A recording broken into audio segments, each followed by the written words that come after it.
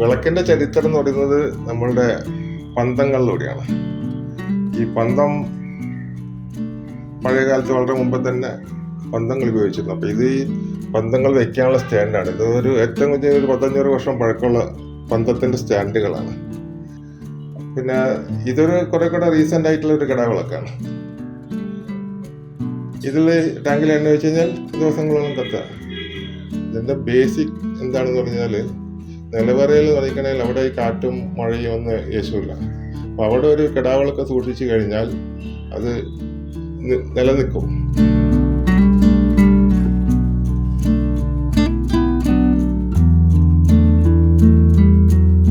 വിളക്ക് എന്ന് പറയുന്നത് ഇന്ത്യയിലെ ബേസിക് വിളക്ക് എന്ന് പറയുന്നത് ചിരാതാണ്. ഈ ചിരാതുകൾ ഇപ്പോഴും വടക്കേന്ത്യയിലൊക്കെ പോയി കഴിഞ്ഞാണെങ്കിൽ ബേസിക് വിളക്ക് എന്ന് പറഞ്ഞാൽ ഒരു ആരാധന വിളക്ക് ചിരാതാണ്.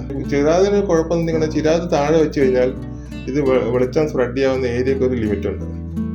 അപ്പോൾ അതുകൊണ്ട് അവർ ഉയർത്തി വെച്ച് കഴിഞ്ഞാൽ കുറെ കൂടെ ഏരിയയിലേക്ക് വെളിച്ചം സ്പ്രെഡ് ആവും. അതുകൊണ്ട് ഇത് വാൾ മൗണ്ടിങ് സ്റ്റാൻഡ്സ് ആണ്. ഇത് ചുവരിൽ പതിച്ചു വെച്ച് കഴിഞ്ഞാൽ ഞാനത് രാജസ്ഥാനിൽ ഉപയോഗിച്ചിരുന്ന ഒരുപാട് വർഷം പഴക്കമുള്ളതാണ്. അതിന് നമുക്കിവിടെ വന്നത് ഇങ്ങനെ ഒരു സാധനം കേരളത്തിൽ വന്നത്. കേരളത്തിന് ഇതിന് മാടമ്പി എന്നാ പറയാ. മാടമ്പികളൊക്കെ എന്ന് പറയും. ഇവിടെ നിന്ന് ഇങ്ങനെ മേലോട്ട് തിരിയിട്ടുകൊണ്ട് കത്തിക്കുന്ന ഒരു മാടമ്പികളൊക്കെ. അപ്പൊ ഇവിടെ നിന്നാണ് നമ്മളുടെ നിലവിളക്കുകളുടെ ആരംഭം. അവിടുന്ന് പിന്നെ മാറ്റം വരുന്നത് പേർഷ്യൻ വിളക്കുകളുടെ വരവോടെയാണ്. പേർഷ്യൻ വിളക്കുകൾ, ഇങ്ങനത്തെ വിളക്കുകൾ പല ഇതായിട്ടുള്ള പല ട്യൂബ്സ് ആയിട്ടുള്ള പേർഷ്യൻ വിളക്കുകൾ വന്നു. ഈ പേർഷ്യൻ വിളക്കുകൾ എന്ന് പറഞ്ഞാൽ അവർ പേർഷ്യക്കാരൊക്കെ നല്ല കാർപ്പറ്റിലൊക്കെയാണ് ഈ വിളക്കുകൾ വെക്കുക. അപ്പോൾ ഇതിൻ്റെ കരിയും പൊടിയൊന്നും താഴെ വീഴാൻ പാടില്ല, കാർപ്പറ്റിൽ വീഴരുത്. അതുകൊണ്ട് അവരെന്ത് കാരണം ഇതിപ്പോൾ നമ്മൾ ഊതിക്കെടുക്കാതെ അത് അടയ്ക്കാനുള്ള വഴി, തിരി നീട്ടാനുള്ള സാധനം, ഇതിൻ്റെ തിരി ട്രിം ചെയ്യാനുള്ള കത്രി, ആ കത്രികയിൽ തന്നെ പോക്കറ്റ്, അങ്ങനെ വളരെ ആലോചിച്ച് ഉണ്ടാക്കിയൊരു വിളക്കാണ്. അതുമാത്രമല്ല, ഈ ഖുറാനിൽ ഒരു ജീവിയും അനാവശ്യമായിട്ട് കൊല്ലരുത് എന്നാണല്ലോ പറഞ്ഞിരിക്കുന്നത്. അതുകൊണ്ട് തന്നെ ഇതിൻ്റെ എണ്ണത്തട്ടിന് അടപ്പുണ്ടായിരുന്നു. അപ്പോൾ ഇതിലൊരു ഇൻസെക്റ്റും വീണ് ചാവരുത്. അതായത് അതിൻ്റെ ബേസിക് പ്രിൻസിപ്പിൾ.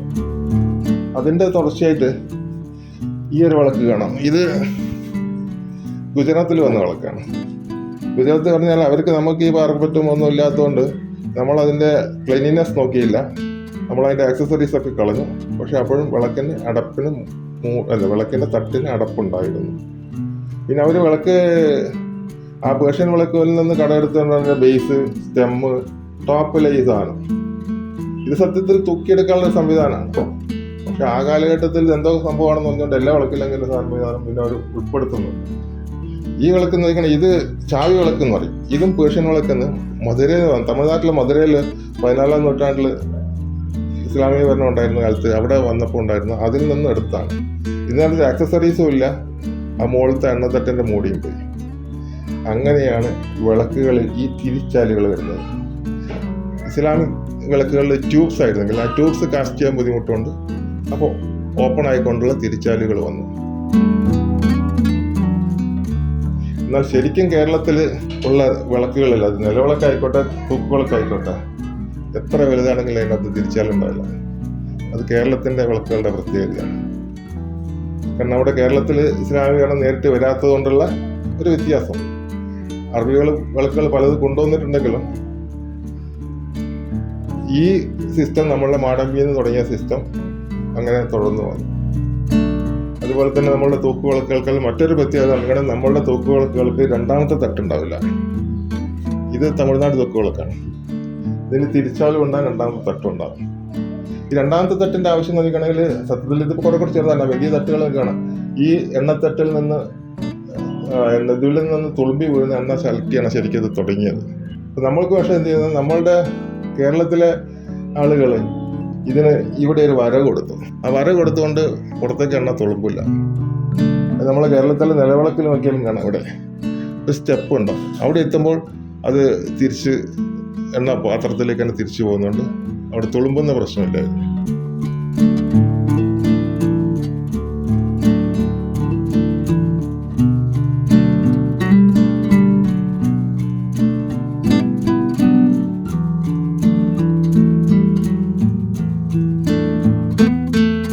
ഇവിടെ നമ്മളുടെ കേരളത്തിന്റെ ഒരു വിളക്ക് കാണാം.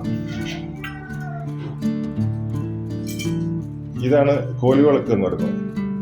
സാധാരണ ചിരാതാണെങ്കിൽ നമ്മൾ കൊണ്ടു നടക്കുന്നത് വളരെ സൂക്ഷിച്ച് എണ്ണ തുളുമ്പാതെ കൊണ്ടു നടക്കണം. പക്ഷെ ഈ കോല് വിളക്കിൽ തോന്നിക്കണം നിങ്ങൾ ഏത് പൊസിഷനിൽ പിടിച്ചു കഴിഞ്ഞാലും എണ്ണ തുളുമ്പില്ല. അതായിരുന്നു അത് എപ്പോഴും ആ സംഭവ പാരലൽ ടു എർത്ത് ആയിരിക്കും. ഇങ്ങനെയാണ് ഇത് പോപ്പുലർ ആകുന്നത്. പിന്നെ വലിയ തമ്പുരാക്കന്മാരൊക്കെ എഴുന്നള്ളുന്ന സമയത്ത് തോന്നിക്കണം അവർക്ക് വിളക്ക് പിടിച്ച് മുന്നിൽ നടക്കാൻ വേണ്ടിക്കൊണ്ട് വൃത്യന്മാരുണ്ടാവും. അപ്പോൾ അവർക്ക് വൃത്യന്മാർക്ക് കൈ കഴിക്കുന്നതായിട്ട് അല്ലെങ്കിൽ തമ്പുരാനോട് നിൽക്കുന്നതായിട്ട് അവർക്ക് ഇത് പിടിച്ചുകൊണ്ടിരിക്കാൻ ബുദ്ധിമുട്ടായതുകൊണ്ട് അവരെന്താണ് ഈ കുളത്തങ്ങ് ബാക്കിലെ കുളത്തങ്ങ് നീക്കിയിട്ട് ഒരു പോക്കിംഗ് ഹെഡ് ഉണ്ടാക്കി. അപ്പോൾ അത് കുത്തി നിർത്താനായി. അങ്ങനെ വന്നപ്പോൾ അത് കുത്തുവിളക്കായിട്ട് മാറി. കുത്തുവിളക്ക് അവിടെ വലിയ കുത്തുവിളക്കുകൾ കാണാം.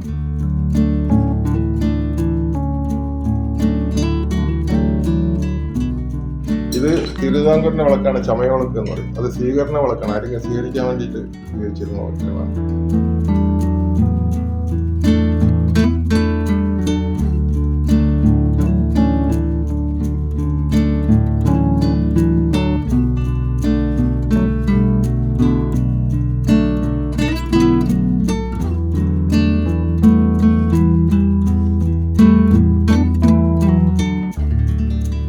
നിലവിളക്കുകൾ ഇങ്ങനെയും മാറുന്നുണ്ട്.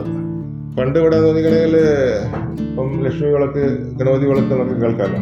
ആ കാലഘട്ടത്തിൽ നിങ്ങളുടെ ലക്ഷ്മി ഗണപതി ഇതൊന്നും ഇല്ലായിരുന്നു. ഇവിടെ ഇന്ത്യയിൽ ആരാധിച്ചിരുന്ന സൂര്യനും ചന്ദ്രനായിരുന്നു, ആ ജൈൻ പാരമ്പര്യം. അതിൻ്റെ വിളക്ക് ഇവിടെ കാണാം.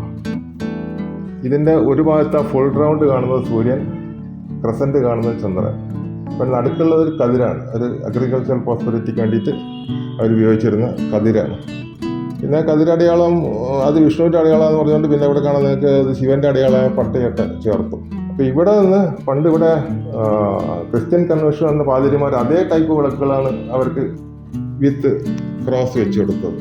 പക്ഷെ അത് പെട്ടെന്ന് പോപ്പുലർ ആവാത്തണ്ടായിരിക്കണം ആ സൂര്യനും ചന്ദ്രനെ അവിടെ വെക്കാൻ അനുവദിച്ചു.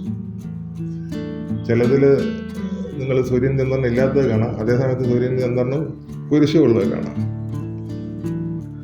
പിന്നെ ആളുകൾ പൊതുവെ ലക്ഷ്മി വിളക്ക്, ഗണപതി വിളക്ക് എന്നൊക്കെ പറഞ്ഞാൽ നിങ്ങൾക്ക് മനസ്സിലായി. രാവണനും ഉണ്ടായിരുന്ന വിളക്ക്, രാക്ഷസ രാജാവരാണ്. ഈ വിളക്ക് കാണാൻ നിങ്ങൾ ഇവിടെ തന്നെ വരണം. 10 തലയും 10 തിരിയുള്ള വിളക്ക്, രാക്ഷസ രാജാവ് രാവണന്റെ വിളക്ക്.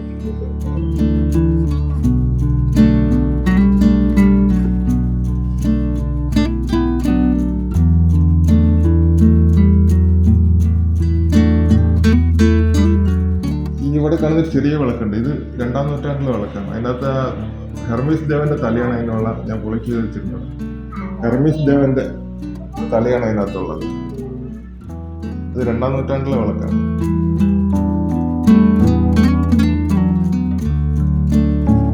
ഏതാണ്ട് 3-ാം നൂറ്റാണ്ടോടുകൂടെ വിളക്കുകളിലെ കുരിശിനോടൊപ്പം ഒരു പക്ഷിയും വരാൻ തുടങ്ങി.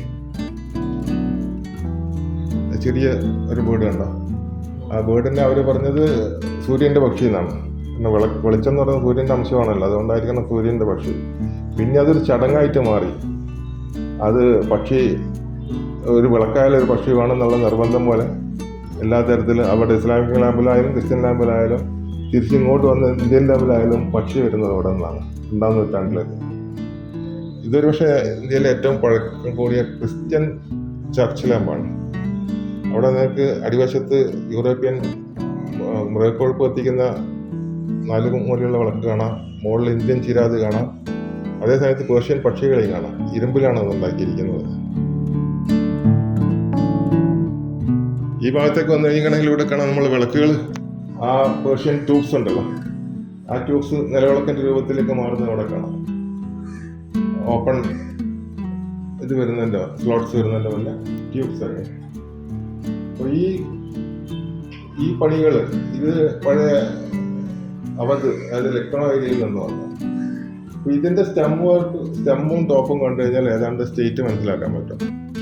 ഇവിടെ നമുക്ക് കർണാടക കാണാം, മഹാരാഷ്ട്ര കാണാം. ഇത് സത്യത്തിൽ കൊളംബോ ആണ്, പക്ഷെ എന്നാലും ചെട്ടിയമാർ കൂടുതൽ ഉപയോഗിച്ചുകൊണ്ട് ചെട്ടിനാട് വിളക്കായിട്ട് മാറി. ഇവിടെ തമിഴ്നാട് വിളക്ക് കാണാം, ഇവിടെ രാജസ്ഥാൻ കാണാം, ഇത് സൗത്ത് ആന്ധ്രാപ്രദേശ്, ഇത് ഗുജറാത്ത്. അങ്ങനെ ഓരോരോ സ്ഥലത്തിനും പ്രത്യേകത ഉണ്ടായിരുന്നു. നമ്മളെ തിരുവിതാംകൂറിൻ്റെ വിളക്ക് ഇതായിരുന്നു. ഇതിനിവിടെ കട്ടിങ് കാണില്ല, മുകളിലൊരു ബോളുണ്ടാവും, വലിയ ബോളുണ്ടാവും. അതാണ് തിരുവിതാംകൂറിൻ്റെ വിളക്ക്. തൊട്ടപ്പുറത്ത് കാണുന്ന മലബാറാണ്. മലബാറിലെ കട്ടിങ് കാണും. തിരുവിതാംകൂർ ഇവിടെയുള്ള കട്ടിങ് തിരുവിതാംകൂറിൽ കാണില്ല, പക്ഷെ മലബാറിലെ കട്ടിങ് ഉണ്ടാവും. അപ്പോൾ നമ്മളെ കേരളത്തിൽ വിളക്കിനെ എല്ലാം നിങ്ങൾക്ക് നോക്കിക്കഴിഞ്ഞാൽ കാണാം, തിരിച്ചാലുകളില്ല. അത് കേരളത്തിൻ്റെ വിളക്കിൻ്റെ ഒരു പ്രത്യേകതയാണ്.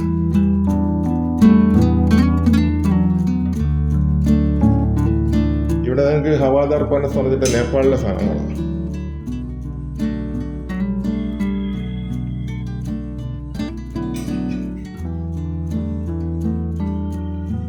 അവരൊരു വിളക്കിന്റെ സ്റ്റാൻഡാണ്. ട്രഡീഷണലായിട്ട് മുകളിൽ ചിരാത് വെച്ചുകൊണ്ടാണ് തെളിയിക്കുക അവർ.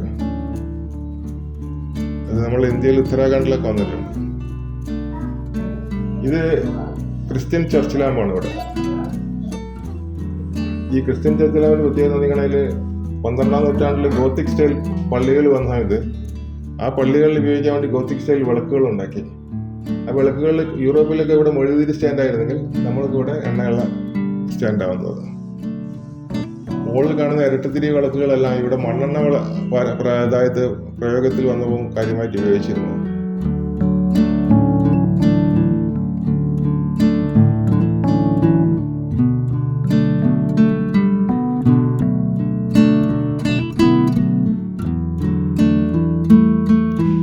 ഇത് നമ്മൾ ഓട്ടോമൊബൈൽ ഹെഡ് ലാംപ്സ്, കാറിൻ്റെ ഒക്കെ പഴയ ഹെഡ്ലൈറ്റ് മണ്ണെണ്ണ വിളക്കായിരുന്നു.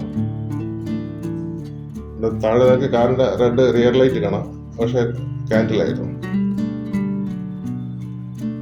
ഇത് ഇവിടെ നിങ്ങൾക്ക് കാൽസ്യം കാർബൈഡ് ഉപയോഗിച്ചിട്ട് തെളിയിച്ച വിളക്കുകൾ കാണാം. അത് കാൽസ്യം കാർബൈഡ് വെള്ളമായിട്ട് പൊട്ടിച്ചേർന്നാൽ അസറ്റിലിൻ ഗ്യാസായി മാറും. ആ ഗ്യാസാണ് ഇതിൽ കത്തിയിരുന്നത്. ഇത് അമേരിക്കൻ ട്രാമിലെ ഇൻസൈഡ് ലൈറ്റിങ്ങിന് ഉപയോഗിച്ചാണ്, റെയിൽ റോഡ് ലാൻഡാണ്. ഈ ബ്ലാക്ക് ഔട്ട് ലാൻഡാണ് പറയുന്നത് ഫസ്റ്റ് വേൾഡ് വാറിൽ കപ്പലുകളിൽ ഉപയോഗിക്കാൻ വേണ്ടിയിട്ട് ഡിസൈൻ ചെയ്തതാണ്. കാരണം യുദ്ധം വന്നാൽ വിളക്ക് പാടില്ല എന്ന് പറയും, വെളിച്ചം പാടില്ല എന്ന് പറയും. അപ്പോൾ ഇതിനകത്ത് ആ ബ്ലാക്ക് ബോർഡർ ഉണ്ടല്ലോ, അത് പൊക്കിക്കഴിഞ്ഞാൽ കംപ്ലീറ്റ് ആയിട്ട് അത് ഇതിനുള്ള തിരി കത്തിക്കൊണ്ടിരിക്കും, പക്ഷെ വെളിച്ചം പുറത്തേക്ക് വരില്ല. അപ്പോൾ അതുകൊണ്ട് തന്നെ ബ്ലാക്ക് ഔട്ട് ലാൻഡാണെന്ന് പറഞ്ഞു. ഇത് പഴയ ഖൊറാസൻ വിളക്കാണ്. നമ്മളുടെ കിണ്ടി വിളക്കിൻ്റെ ഒരു പേർഷ്യയുടെ മുന്നിൽ ഉണ്ടായിരുന്ന ഒരു ഖൊറാസൻ എന്ന് പറഞ്ഞൊരു സാമ്രാജ്യം ഉണ്ടായിരുന്നു, അവിടെ നിന്നിരുന്നതാണ്. അതിനകത്ത് നമ്മൾ ഈ വെള്ളിയും പിച്ചളയും കൂടിയുള്ള വർക്കാണ് കാണാം. താഴെ കാണുന്ന ലേഡി വിത്ത് ലാമ്പ് അത് ദീപതരുണി എന്ന് പറയുന്ന വിളക്കുകളാണ്.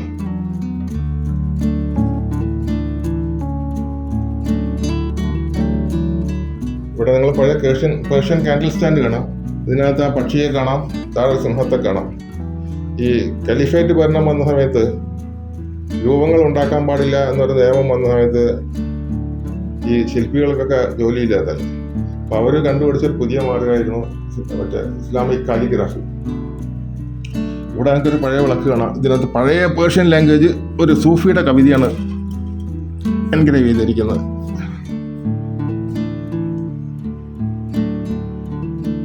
ഇസ്ലാമിക് കാലിഗ്രാഫിയിൽ എഴുതിയിരിക്കുന്നത്. ഏതാണ്ട് അക്ബറിന്റെ കാലഘട്ടത്തിൽ വന്ന വിളക്കായിരിക്കും. ഇവിടെ നമ്മൾ മാടമ്പി വിളക്കിന്റെ ഒരു വിത്ത് ഫുൾ ഇതുള്ള വർക്കൗട്ടുള്ള കാണാം.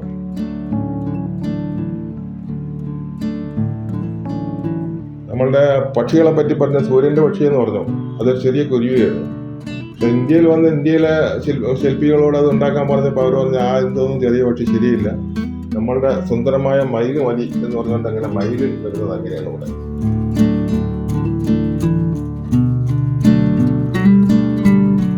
ഇവിടെ നമുക്കൊരു പഴയ ഇസ്ലാമിക് എന്താ പറയുക ടർക്കിഷ് ആ ഭാഗത്തുള്ള തൂക്കുവിളക്ക് കാണാം.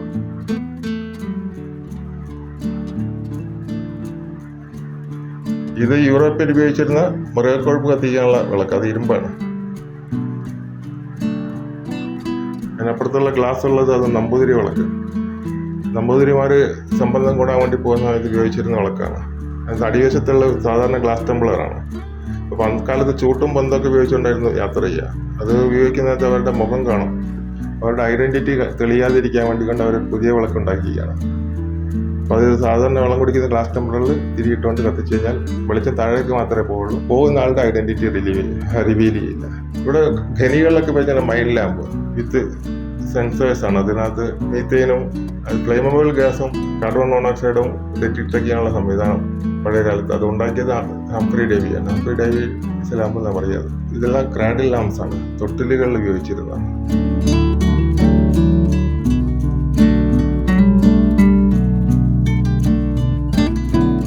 ബുദ്ധരുടെ മെഴുകുതിരിക്കാലുകൾ കാണാം.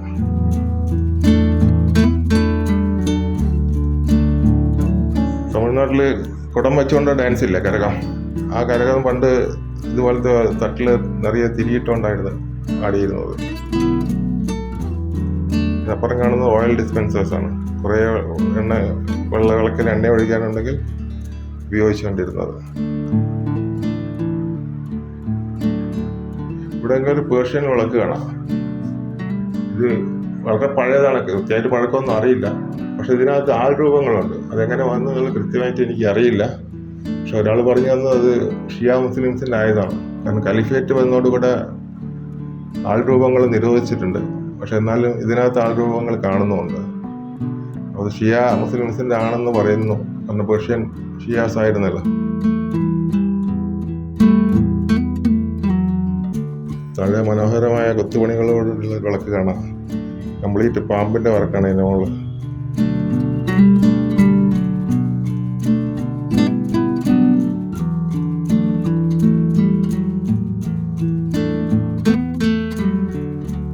മുകളിൽ പല വിളക്കുകൾ കാണാം. അതിനകത്ത് കറുപ്പ് വിളക്ക് അത് കപ്പലിൽ നിന്ന് കരയിലേക്കും കരയിൽ നിന്ന് കപ്പലിലേക്കും കമ്മ്യൂണിക്കേറ്റ് ചെയ്യാൻ ഉപയോഗിച്ചിരുന്ന വിളക്കാണ്. ലൈറ്റ് കോഡിലൂടെ കമ്മ്യൂണിക്കേഷൻ അതിന് ഉപയോഗിച്ചിരുന്ന വിളക്കാണ്.